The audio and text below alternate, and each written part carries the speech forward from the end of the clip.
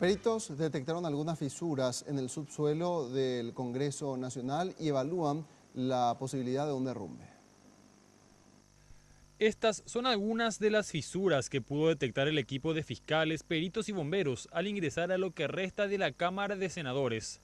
El incendio afectó principalmente el primer piso, el ingreso al edificio, el subsuelo y algunas oficinas de senadores, generando fisuras en la estructura principal y que ahora podría correr riesgo de derrumbe.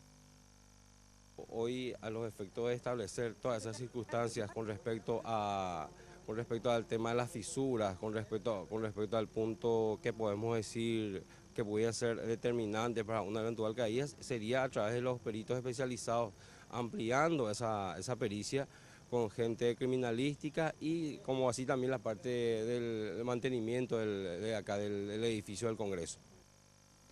Por el momento se mantiene la prohibición de ingresar al lugar. El incendio ocurrió este viernes y cámaras de seguridad del local serán utilizadas para identificar a los principales responsables. Evaluar posibles imputaciones en base a los videos, circuitos cerrados que hemos conseguido y hemos llevado los peritos hasta el Ministerio Público, tanto con la gente de la policía para evaluar exactamente quiénes fueron las personas que cometieron esos hechos punibles, ¿verdad? Se evalúa también la imputación de varios líderes políticos. Primeramente evaluando todas las personas y los destrozos que causaron estas personas y como ustedes recordarán, yo tuve por lo menos 220 aprendidos el sábado, entonces un trabajo bastante grande, son varias personas las que estuvieron acá, entonces son varios puntos que tenemos que estar definiendo, ¿verdad?